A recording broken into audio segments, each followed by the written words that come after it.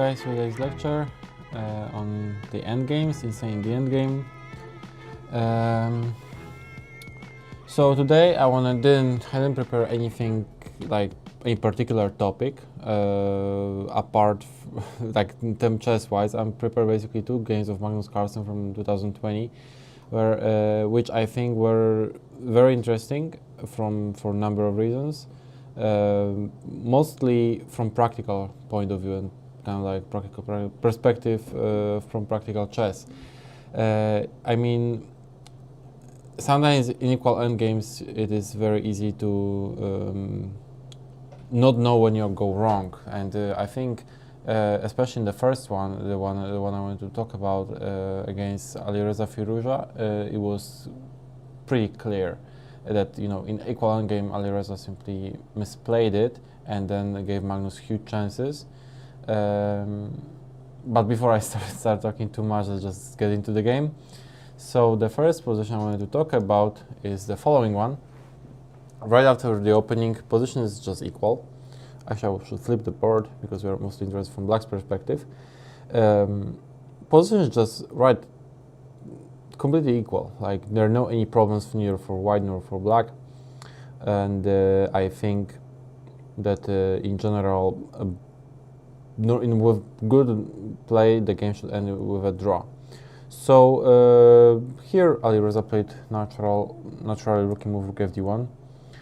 Is a good move, obviously.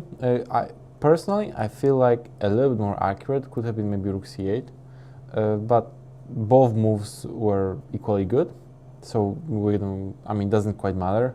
Let's say after rook c8, I would consider maybe, like, I don't know, king g7, maybe just rook b8, attack this pawn, bring another rook there. Probably at some point the rooks will trade, let's say h5, h4, knight c6, finally trade. Nothing really happens. It's one of the possible scenarios which can happen there. And of course, position just totally equal. No really any chances for any of the sides. However, in this position, okay, rook fd1 followed, which is also okay. King g7, also normal move.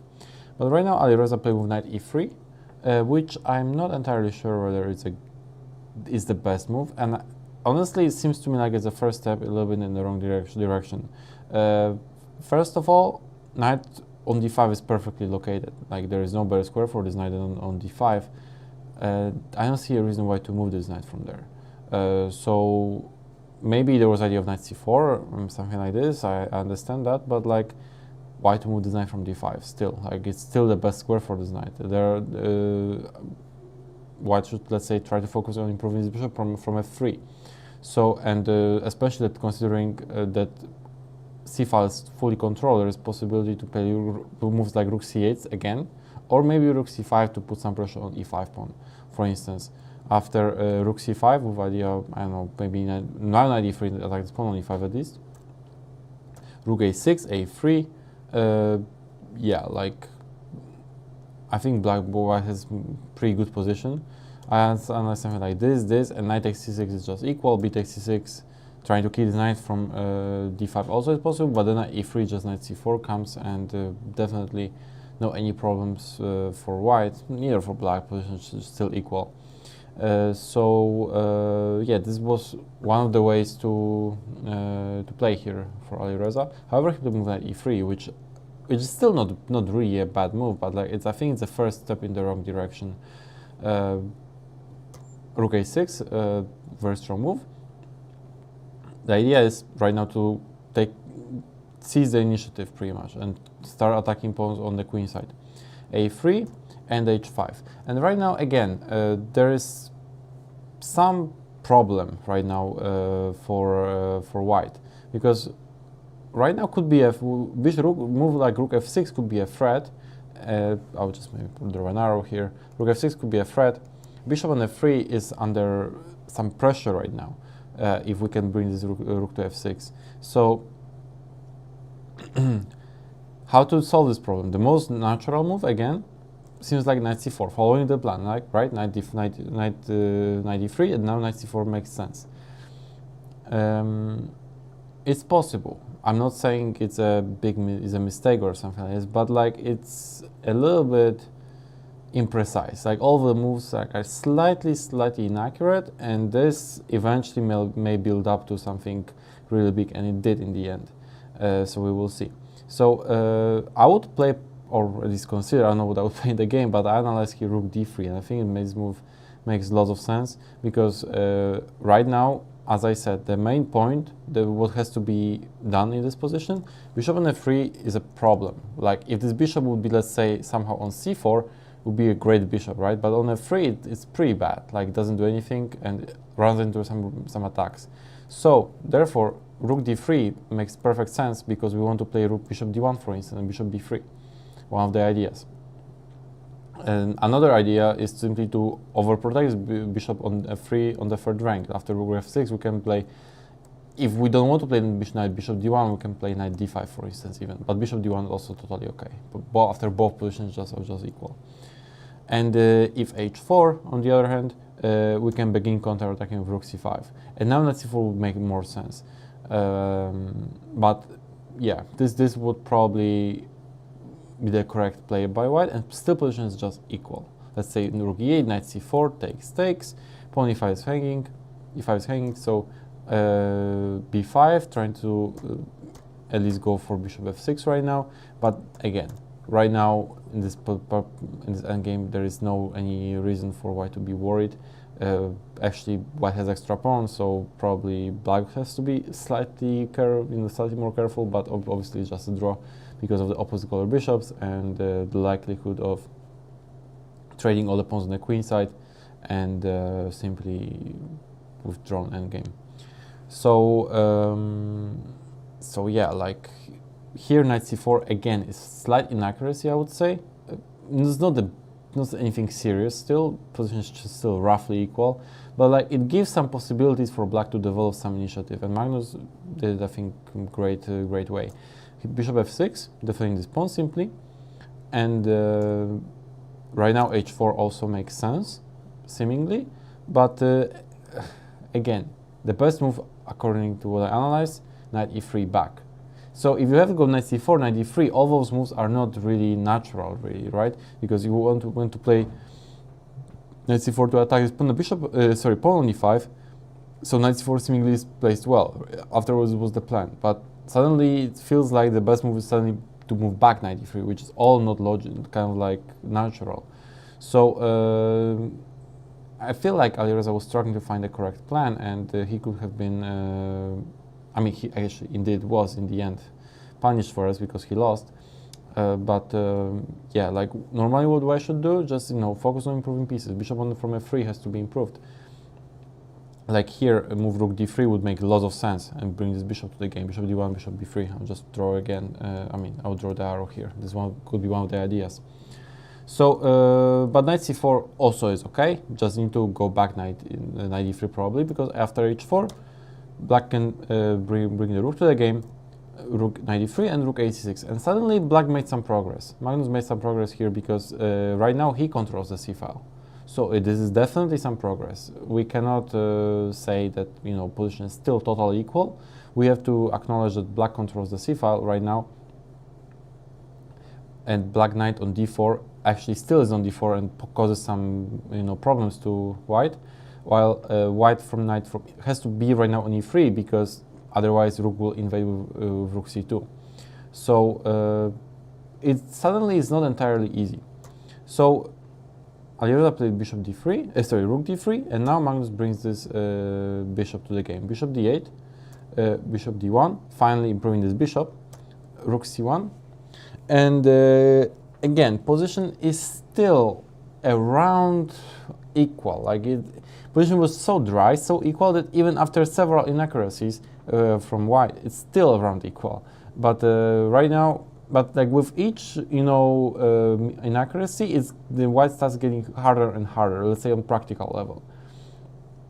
And right now, Alireza played bishop b3, and I think it was again maybe not the most precise way to play. I would consider a4 as the best move, with idea of gaining some space on the queen side, and then trying to play maybe bishop b3, bishop d5. Because if bishop b3 immediately, now b5, a very strong move by Magnus, and it is black who wins control over the some important squares on the queen side, let's say c4, or you know, simply just advancing and gaining space. So yeah, that's why, you know, it's slowly getting more and more unpleasant for white. Rook d1 makes sense. Right now, obviously, we cannot trade rooks. We have to keep as many pieces on the board as possible.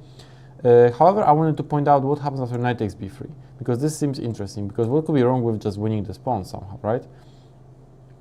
Taking on b2 next, and you know, after rook d5, simply a6, giving a e5 pawn but winning b2 pawn, and trying to, you know, win a3 pawn, and then start pushing those two pawns forward. Let's say after rook takes e5, rook takes b2 would be simply great, like rook a2, and I don't know, maybe knight c1, knight d3 ideas as well. All of this looks just great for black. I think black would be just winning here. However, there is I wanted to point out that in here black status wouldn't be so trivial after a move like g4, which activates the knight from e3, which is essential. After h takes g4, knight takes, and white takes with the knight on e5, preparing rook d7, and after rook a2, we can play as white rook d7, looking for counterplay. So basically white holds by thanks to active counterplay, like this. So therefore this knight takes b3 move doesn't quite work. But you know, no need to even calculate this. Rook c8 maintains the pressure. So from practical point of view, just, you know, this is the best move. Bishop a2, and now simply a5. Still black is controlling the a file. Knight on d4 is a little bit better than knight on e3, and if black manages to play a4, there would be also fixed, maybe potentially some weaknesses on the queen side. So rook d3 happened, a4, and right now, probably, I mean, we can see clearly that this position is already getting more and more dangerous for white. Like, it's becoming black is clearly making some progress, right? And especially against Magnus, who is, you know, who has such a great technique, it is definitely not the most pleasant position to play against. So I think that it was time. It was a good time basically to bring this rook back actually, and just try to play passive defense. Because you know, rook c1 could be always some idea, but rook on d1 covers it. So I'm not sure whether this rook d3 actually was really useful, but just bring rook there, and maybe right now play knight b5, knight d5, knight b4 if you can. Let's have the bishop b6 and knight b4, something like this. It could be possible, or I don't know, just stay in place. Just try not to make any blunder and hope to save the game. Because also it's not easy to make progress with black. For instance, if black ever tries to expand the king side with g5, let's say g5, white can consider maybe even taking, and knight f5, and this trade could be simply, you know, further simplifying the position. And even though rook c2 could be, you know, a possibility, rook d7 could be a counter to this. So idea of rook d7 is definitely one of the, you know, things that black has to watch out for. So for instance, rook c2, rook d7 would be some unclear endgame, probably drawn objectively. But anyway, what I'm trying to say is not so easy to make progress with black. So after rook d1, I don't know what black would do. Maybe black can, you know, make some king f8, king g8, king g7, triangulation for no specific reason, because then white also can play king f1, king g2, just wait. So probably white can still hold it, and probably white should normally hold it. You know, white didn't do any huge blunders, maybe some small inaccuracies, which makes over the board from practical level position more and more unpleasant, but still it is okay. So it was possibly it was the path to go. So right now Alireza played king f1, which I don't really see where this king is going. I don't really see where this king is going. Just bishop b6, and finally right now Alireza played rook c3, which is again, I think a little bit not in the correct, not in the not correct move, not the right direction. Probably just bishop d5, trying to improve this bishop was correct. However, still, black is slightly better. If anyone can win this, it will be black right now. But yeah, like possibly bishop d5 with idea, let's say, to keep this as a defensive resource, or if knight c2, just go for rook f3 and contemplate on f7. So this probably was better try to defend. Still, black can play simply move f6 or maybe prepare f5 at some point. Black is slightly better, and no question about that. However, I really think that with correct play, white should sort of hold it, because rook c3 leads to huge problems. And to be honest, as I analyzed this, I still didn't find like clear, kind of clean way to win this with black. I saw huge chances, of course, but like everywhere with best, sometimes extremely difficult moves, white can hold. But okay, let's see. Takes, knight b3, king e1, bringing the king to the center. Knight d2 was the threat. Now bishop c5 and knight c2. So this is the critical position essentially of this endgame. And in here, I believe that Magnus made a mistake, which sort of like, I don't know how to put it, but I think the mistake, I don't know what was called, maybe it was time travel because move number 36, but this mistake causes white to be back in the game pretty much. Like right now, black has huge advantage. First of all, per pawn structure, knight knight b3 is very strong. Black can never take it with the bishop from b3 because then pass pawn will be just deciding. And also, knight on b3 restricts the bishop from a2. In general, in such positions, the good strategy for attacking side is to create second weakness, because right now there's only one weakness pawn on the pawn on a3, and it would be good to create some weakness on the king side. And I tried to do this. However, with correct play, I couldn't find the way to break through here as black. So I analyzed several possibilities. One of the main ones that I consider as the most interesting was, let's say, f5. This seems like the most natural move to play. You just open, fight for the center, try to maybe create some potential weaknesses. But knight b4, I thought that f takes e4 would be correct, and bishop b1, and there are basically two moves for black. One move, the most natural move, at least to me, would be to play e3, and second move, a little bit more difficult, but still quite logical, is knight a5 and knight c4. Attack this a3 pawn. So let's see what happens after both. If e3 takes, knight d5, suddenly we do not have a good way with our bishop to cover c7 square, and knight c7 happens next. Or simply bishop d3, we don't have time to sort of protect our pawn on b5, and also pawn on a4 therefore, and we are losing them. So let's say bishop c1, trying to at least take this a3 pawn, but now bishop d3 takes, knight c5 and knight b6, and this endgame very likely will end with a draw, because pawn on a4 falls.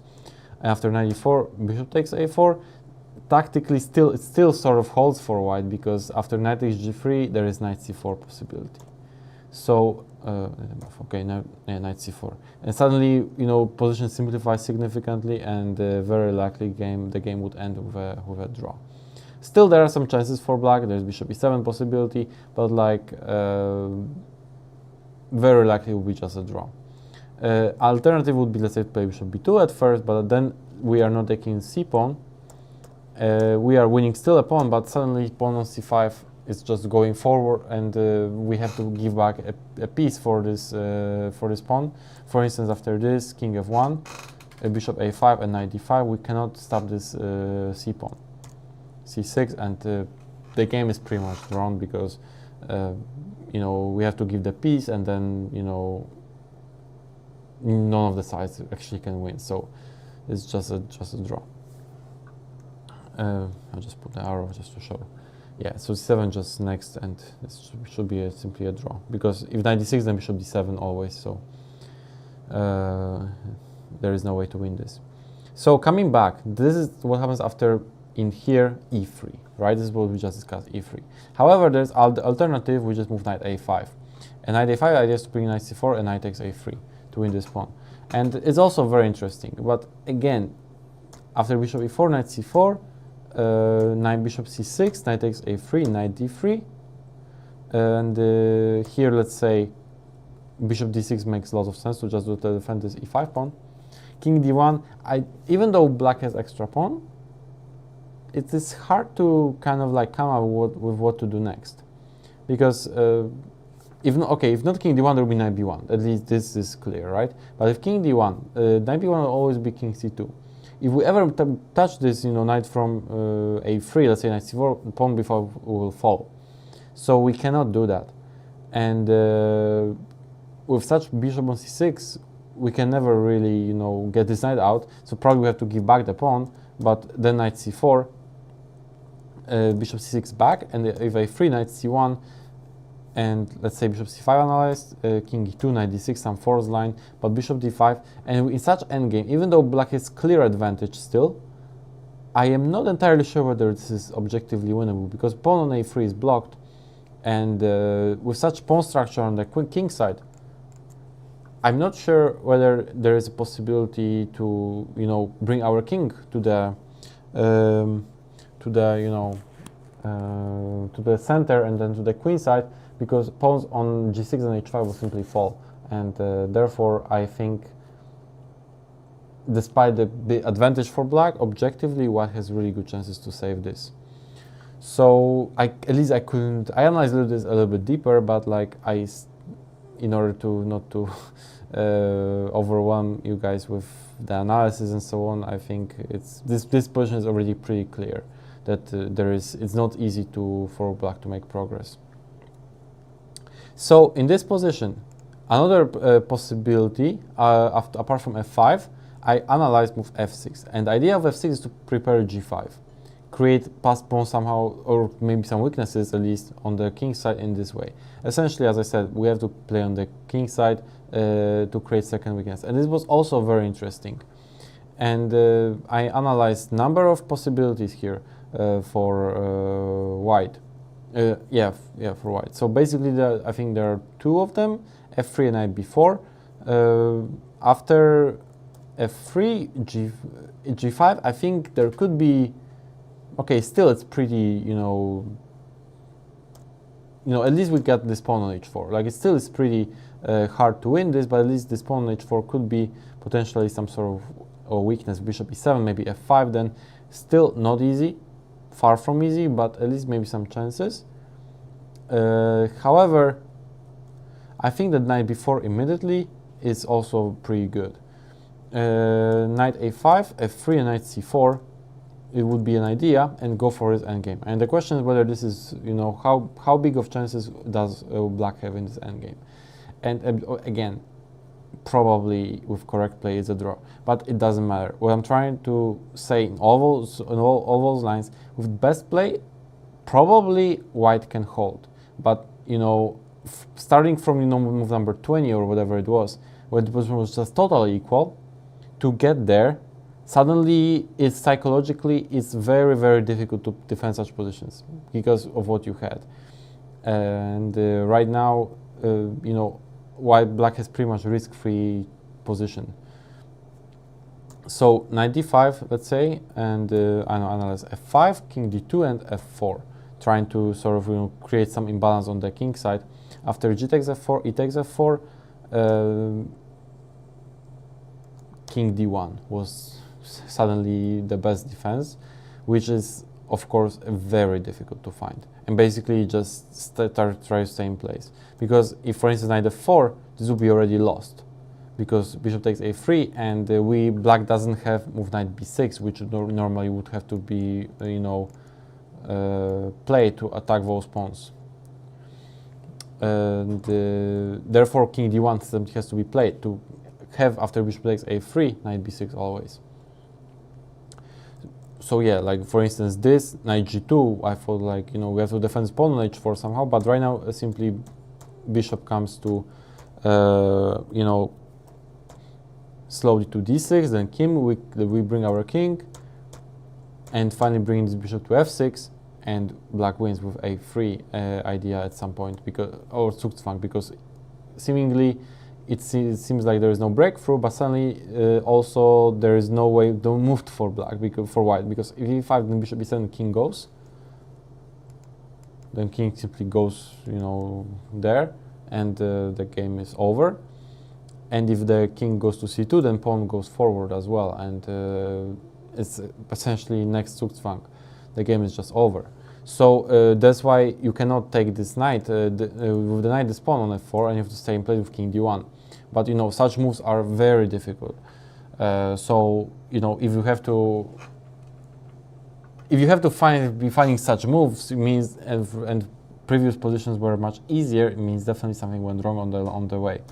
So king f7, bishop f2. Here some crazy lines happen. It doesn't quite matter because you know, now knight b6, and trying to, you know, simplify the position, and eventually after bishop b7, knight c4, bishop f6. Sorry, g5 was a better try. And that's also bishop f6, but g5 is a better try. Trying to play simply g4 and, you know, create create, you know, some strong pawn chain. But right now simply king f1 was a very important move for white to play, and suddenly white can hold, because king comes to g2, and we eliminate pawn on a4 as well, and then bring the knight. So even though, and probably white will be down a pawn, but maybe even 2 pawns, but you know, there will be some pretty, you know, pretty solid defense with the king on g2, and those pawns gonna go forward. After bishop f6, knight b6, e5 has first to be played, because if knight b6, bishop c3, knight a4, and now a very important move, bishop d4, and this knight on the a4 is dominated. So it can basically right now black essentially win, but white can play something better than that. Instead of knight b6, there's possibility to start with e5 at first. After bishop e7, now knight b6, and as I said, like very likely white will be down a pawn, but this knight is coming to safety, and here, you know, this is just obviously a draw. Of course, all the moves were probably the best, or one of the best for both sides, and with the correct play, the game should end in a draw. But how many crazy moves had to be found over there? Like for instance, this idea of king d1 at first, just a waiting move like this. None of it is easy to figure out during the game. During analysis, of course, or you know, with when you're sitting at your desk with engine and so on, it's very easy to find such moves, like, and it's obvious. But when you have to play, you have to figure out why not knight takes f4, which captures the pawn, right? So definitely something went really wrong, and this move rook c3 allowed all sort of, like this move rook c3 allowed all sort of chances like this for Magnus, and this was a huge mistake here by Alireza, even though probably it was still not causing a lost position. So after this knight b3, but knight bishop c5 knight c2, but right now Magnus played move knight c1 instead, and the knight c1 actually throws away all the chances. Right now it's just simply draw. Like probably Magnus played it under time pressure or something, because otherwise I don't think he would ever make such mistake. Because bishop d5, suddenly this bishop is back to the game. Better try would be, let's say, as I said, f5 or f6, or maybe it's just make some waiting move like king f6 or something like this. But yeah, knight c1 just gives it all away, like bishop d5, knight d3, and yes, you are winning the pawn, but suddenly bishop c6, and this bishop, which was horrible in the previous lines, right now is coming to the game and attacks simply those pawns on a b5 and a4, and the game is pretty much just drawn right now with correct play. So next, let's say 20 moves, both players play perfect chess, so I will just, you know, go over, you know, how they played, because, you know, I have nothing pretty much to add. Like f6, knight e3, knight h1, attacking his pawn, knight on with the knight pawn on g3. Bishop takes a3, takes, bishop b2, and extra pawn for Magnus. But right now, knight on h1 is a bad piece. So king f3, he has to spend time for bishop d4, trying to get his knight out to the game. And if he was only on time to play knight f2 and then knight g4, probably he still would have some decent chances in this endgame, but simply g4 simplifies the position and the game is, I think, immediately drawn. Should be at least. After takes, knight f2, now king f3. Still some chances, practical chances obviously, but it's simply too little of material right now. And opposite color bishops also give additional drawing chances. Knight g3, the king is not coming to h5. Knight d3, bishop e8, knight f4, pretty good defense. Bishop f7, knight c5, just staying in place. h5 is one of the ideas, obviously, and here Alireza goes for it. Great defense by Alireza so far. Bishop takes bishop. Now, of course, taking on h5 would like simplify the position further. We can take it with the knight or with the bishop. Probably the knight is easier. It's just draw. But Magnus tried bishop e1, trying to at least trade the knight for the bishop and play position with black knight versus white bishop. Namely something like this. And such endgames are always very interesting because the question is whether the knight can jump around and capture the h5 pawn in such a way that it will be winning for, or like, white will not be able to transpose to pawn endgame. And the answer for that is that it is not simply possible. Because after king f3, knight b3, that's how it happened in the game. Just king g3. And if only, let's say bishop e8 happened, knight takes h5, right now white wouldn't be able to take because the black wins due to the opposition. Like king g3, king g5, and the king just goes forward, the game is over, right? However, obviously, Alireza played move king g3 here, and after takes, it is possible to take already. It's also, as I analyze, possible to play this, but it's simply unnecessary because it gives additional practical chances for black to just jump around. There is some room for error right now for white. No sense to play this, I think, especially if bishop takes h5, king takes h5, king h3 is there's just theoretical drop by the opposition and distant opposition. So I was surprised that Alireza lost it. Yeah, okay, king happens to anyone, I guess. So king h6, king h4, king g7, king g3. Right now the idea is simply to keep to hold the distant opposition, and the game is just over. So I will explain what happened in, let's say, from what in my opinion. Let's say this happened, king f2, king e7, king e2, all right. King e8, probably king e3 or king e1 would be probably the most precise, just to keep this opposition, just in any case. But okay, king e2 also works. After king e6, king e3, king d7, king d3. Yeah, king d6, and of course right now white has to play move king d2, and this is immediately opposition, right? I'm back to opposition. Like king c5, king c3, there is no breakthrough available. It's just draw. Like it's just white has all the corresponding squares to black king, and just draw. It's just draw due to the distant opposition. What I think that happened here is that probably Alireza wanted to play king c4 or something, and then kind of like forgot about, and then realized more like that king c4 doesn't work. It's kind of like to my understanding, because he realized after king e6, king goes from this side, and suddenly white is not in time to play, king h5, obviously. And right now, as we get to the position as we discussed earlier, and the game is over due to the black having the opposition over the white king. And maybe this is what he noticed, and that's why he panicked, sort of, and that's why he played king c3. But of course king c3 loses due to king c5, and right now black has opposition, and Alireza simply resigned. So I don't know how to, I don't know if my explanation is correct or not, or my assumption, but sort of makes sense to me that this happened, because otherwise how can you not play king d2? It's I mean, it's just very natural. It's distant opposition, right? So king c5, king c3, this will be just draw. So anyway, this is this game. I think very interesting from practical perspective, how Magnus was applying more and more pressure in equal position, and from move on to move, it was getting harder and harder for Alireza to defend, and finally, you know, more mistakes followed.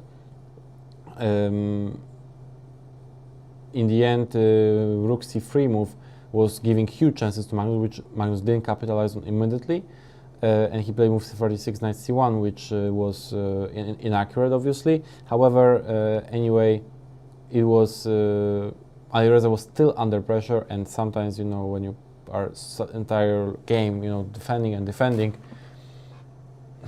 there is a chance, there's increased chance at least of making a mistake, because of the, you know, because it's not easy to play under pressure and be defending.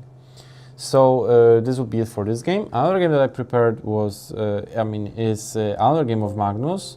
So give me a second.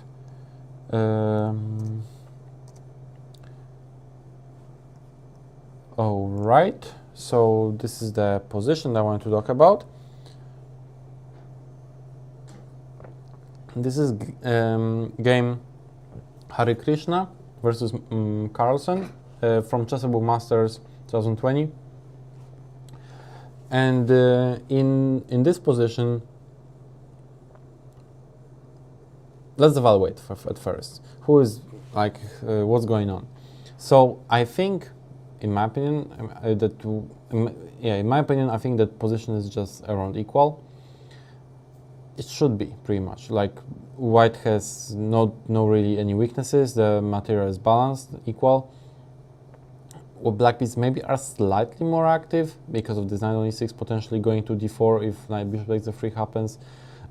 Also, this bishop on this long diagonal is very strong. Queen o8 is, you know, going maybe to a1 sometimes. It's, you know, there are some chances, maybe practical chances for black. However, it is not not clear why black would be better, like objectively, because white doesn't have any weaknesses, material is equal, and if like few more simplifications happen, the game will just end with a draw. So right now the simplest move for white right now, I would be probably, in my opinion, to play move b4, and with idea to play c5. Just, you know, to play c5 and trade more pawns. And there are certain possibilities for both sides right now. I think, yeah, this should just end with a draw. Let's say if f6, it makes sense to play protect pawn e5, overprotect, because c5 may be an idea for white, but then just b5. If queen a1, simply queen b6. Right now, black king is simply a little bit weak, and the queen, you know, will always find some perpetual. For instance, bishop e4, queen d6, knight d4. If not for a perpetual, black would be winning, but of course queen e7 is just a draw, because there is no way to escape from checks. So f6 is not really a problem here, and if queen a1, then queen b6 again is, you know, counter idea for white, and I don't think white will have any problems here to, you know, get a good game. Knight d4, queen takes b7, knight takes e2, all logical, and simply king g2, making sure the king is safe. I don't see any problems here for white whatsoever. Position just okay. So possibly white may try to play b5, b6 at some point. Yeah, one important thing to know though, queen b5 would be maybe a little bit inaccurate due to queen f1 ideas sometimes. That's why king g2 going to play at first, and then push b5, maybe b6 at some point, and just hope that, you know, those pawns will be, you know, at least good distraction from black's initiative on white's king. But in general, there should be any problems for black. I mean, for white. Yeah. So in this position, before, as I said, was the simplest.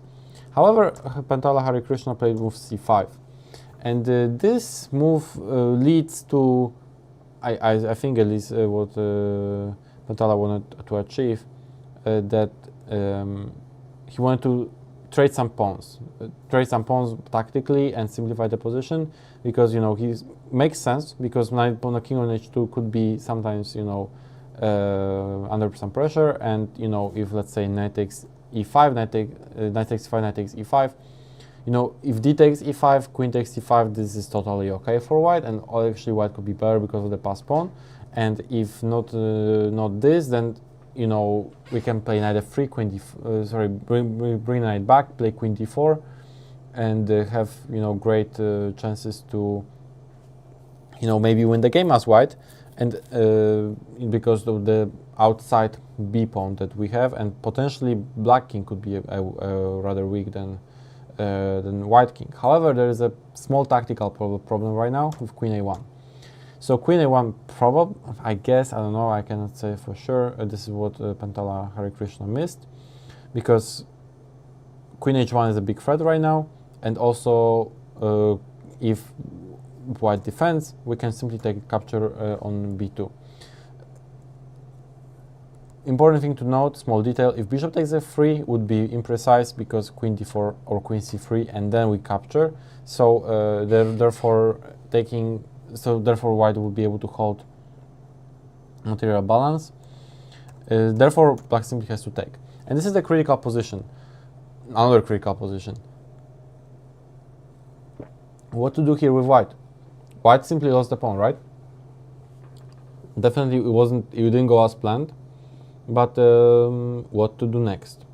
And here I think white made again mistake, because knight g5 happened, and after move knight g5, I don't really know where this knight is really going. Like, okay, it wants to maybe queen e7 or something, but like I can play, for instance, bishop d5, just protect everything, and I have just extra pawn, and you know, I'm not sure what this knight on g5 is doing. Not sure. I'm not sure whether, you know, it's such a great idea. However, I analyzed here queen d4. And we have to assess at first what happens after queen trade. Takes. So what's going on here? Is it possible that white can simply trade queens and hold this such endgame? To be honest, I think this is very possible. This is probably with correct play white can defend this, and by correct play, I mean actually pretty simple play. It doesn't. I don't think that it requires anything kind of like extraordinary to hold it, because of the nature of the position. White plays f4. Again, those pawns, like a similar one of the lines that I discussed in the previous game between Alireza and Magnus. Those pawns will be object of attack for this bishop always, as some counterplay. So this king will not be able to, let's say, go anywhere, because those pawns will be always under some pressure. Also, with pawn on h5, white has possibilities. I should take this out. With this pawn on h5, white has possibilities of playing g4 and challenging it, and simplifying the position even further sometimes. So I think objectively it should be sort of a fortress, or sometimes, you know, because due to simplifications, just the game should end with a draw somehow. I'll analyze like several possibilities for both sides. If knight d6 makes sense to trade the knights, but you can trade and simply play g4, and you know, simplifications occur. One extra pawn, I think, is simply not sufficient here to win with black, especially that this king, if only this king comes here and blocks this pawn, I don't think there is a way to make any progress. So yeah, I think this will be just a draw after 96. If black would try to maybe play bishop a6, of course black should try to trade bishops. If bishops will be traded, it will be much easier to convert this, but of course white do not want to trade bishops.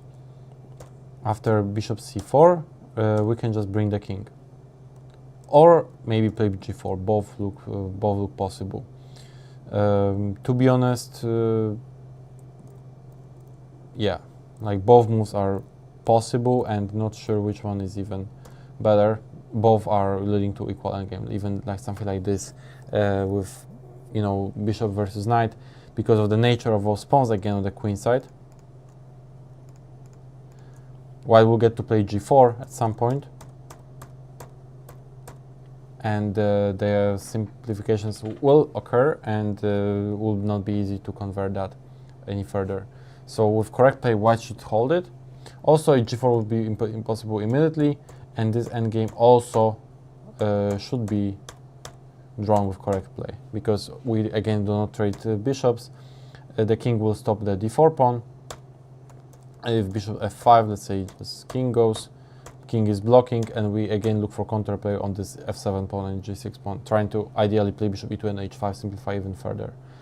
So I don't see any breakthrough here for white. Sorry, for black. Therefore, I think queen d4 here would be a pretty much for transferring to equal. Slightly better for black, but objectively fairly easily defendable endgame.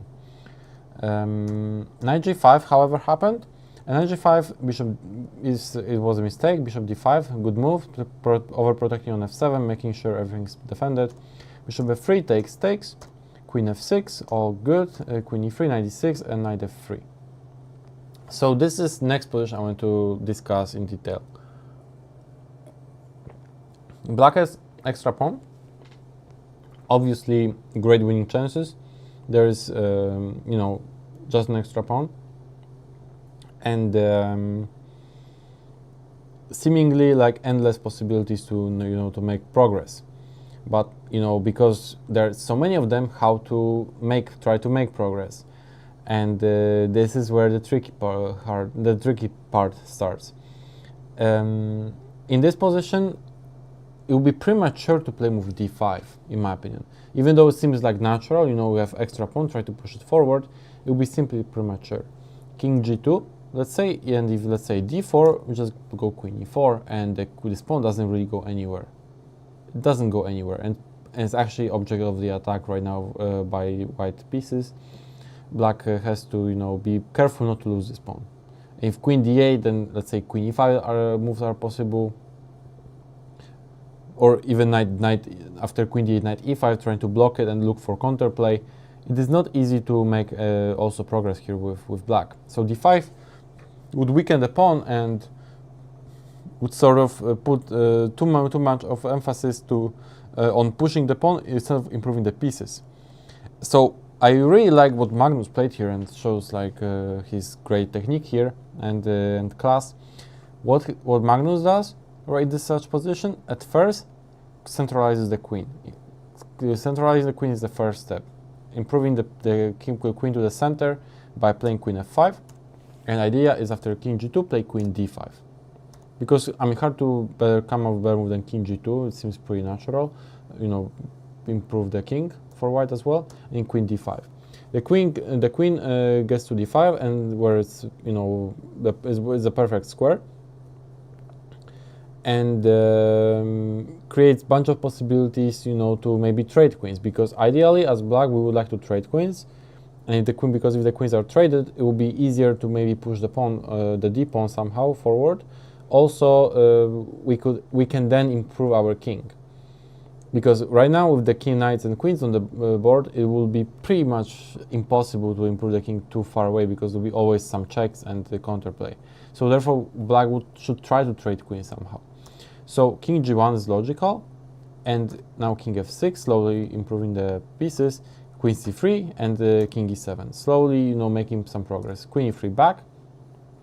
Okay, so the first, let's say, step achieved was, you know, achieved. Right now, you know, queen is improved, king is also safer on e7 than it was on g7, doesn't go into almost any checks. Only from a7, but they are like, we can deal with them by playing one, for example, what Carlsen played as his next move.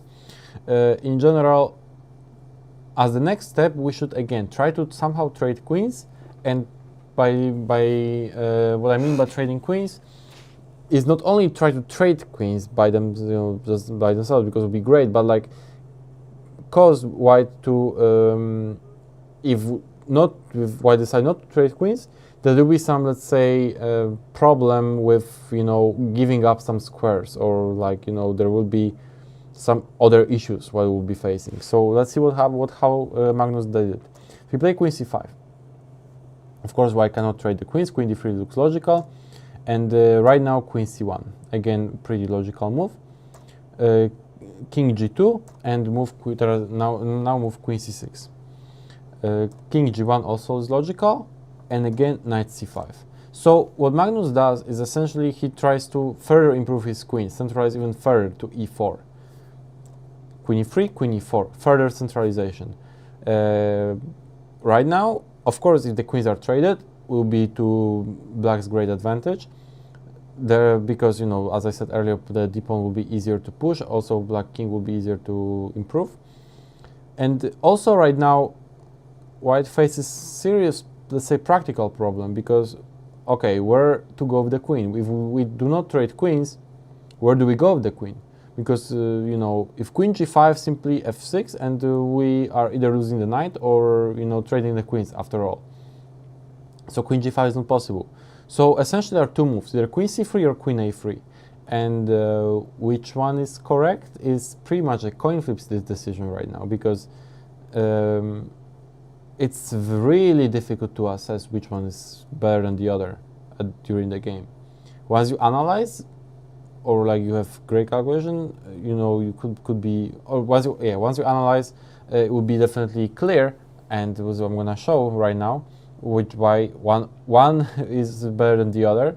But during the board to figure it out, during the game at the board, it's difficult to figure it out, in my opinion, because of the various factors that affecting decision making. First of all, you know, just I know was the time pressure on this in this moment, but I was rapid chess, so I guess there was, you know, both players played like maybe, you know, on already increment, like shorter time than, like, you know, more than I mean less than, let's say, 2 minutes, I guess. I don't know, but I guess they didn't have much time.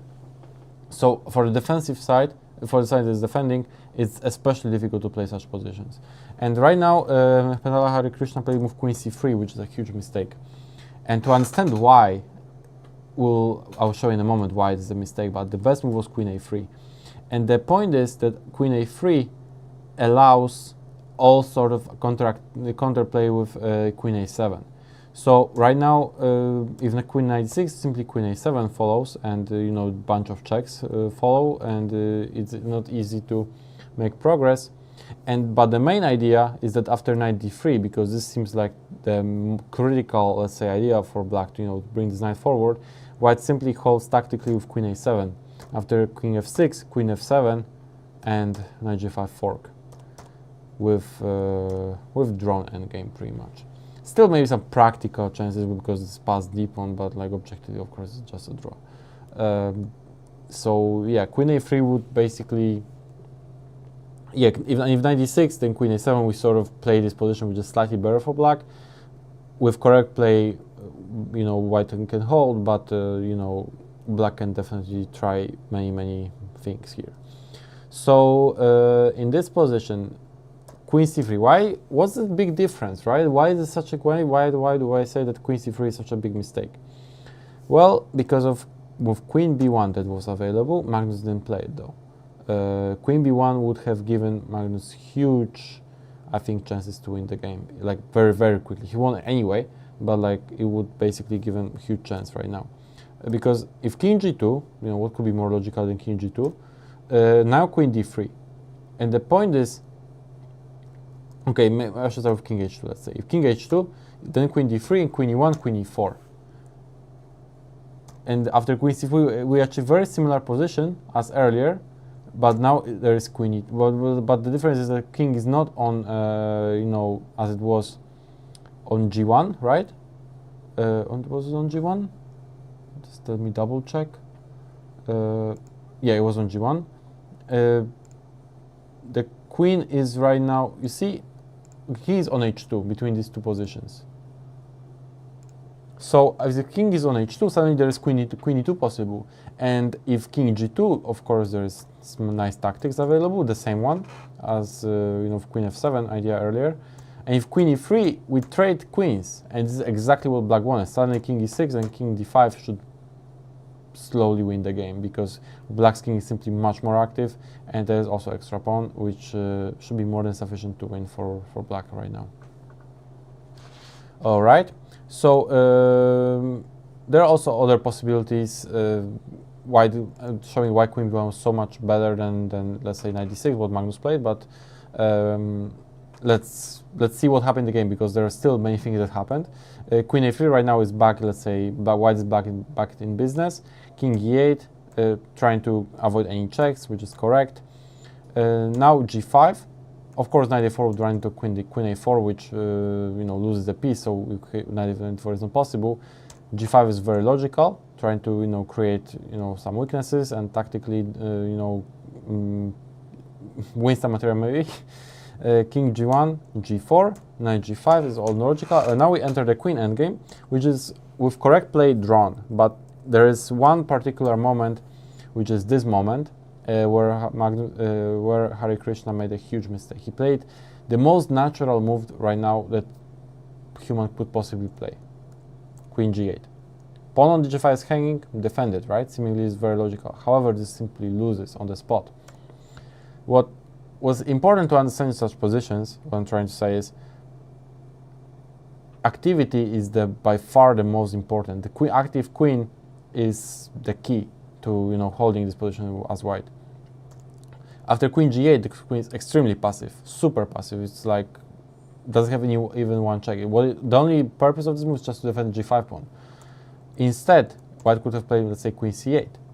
And the point is that queen g5, there is no really reason to worry about it, because queen c7, king e6, queen c8, white simply has a perpetual check.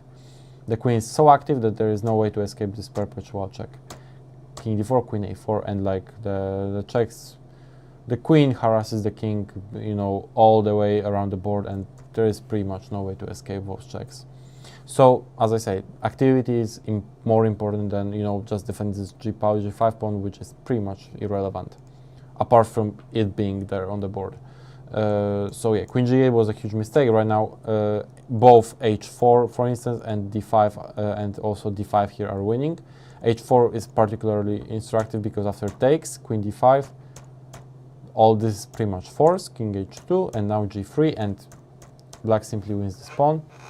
And right now, because of such passive queen on g8, white simply cannot hope for to save this g5 pawn, because anyway at some point it will fall, or if it will not fall, it will keep this queen very, very passive. So let's say queen f4 and queen e5 could be next moves. If g6 always, we can play queen f6. The game is pretty much over right now, this in this endgame.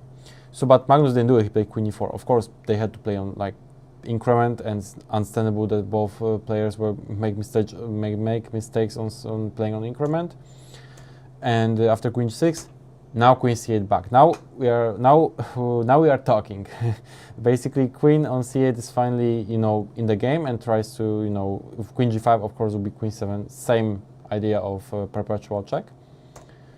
Magnus played queen b1, king h2, queen b6, trying to attack this pawn, king g2, correct, queen c5, improving the queen slightly, and again, queen b8, keep the queen active as it can. If d5, queen e5, this had to be played, because if queen b8, queen g5, again queen c7 will be just a draw, same perpetual. So we need to keep queen as active as only it is possible, because Harikrishna played queen g8, and it's again same mistake. Right now queen d5, and same ideas with h4 follow. Don't want to show them because, okay, I'll just show them quickly. Same thing happens essentially. So therefore,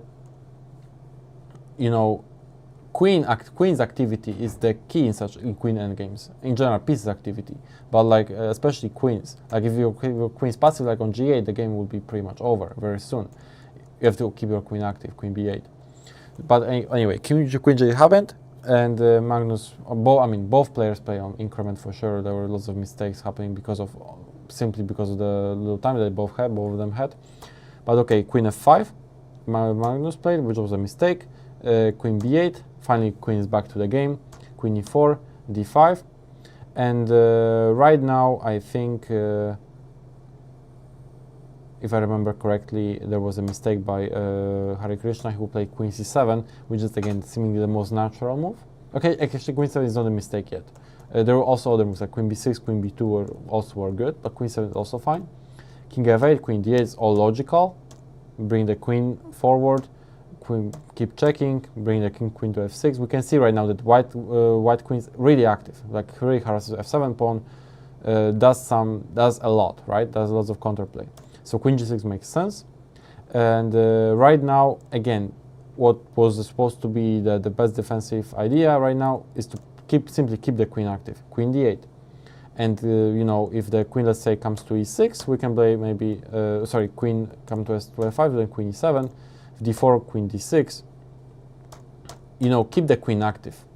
If the opponents will not be able to move forward without the support of the queen, and without the support of the and if the queen supports this pawn, there will be some perpetual check. That's basically the thinking here. And if queen e6, simply king h2, and again just queen f6. There always will be, if the queen supports this pawn, there will always be some perpetual check ideas.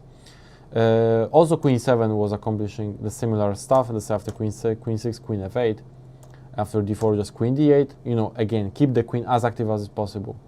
In the game, it could have happened queen f4, which is also okay, but after queen e6, there's only actually one move that saves the game, or keeps the balance, queen c7.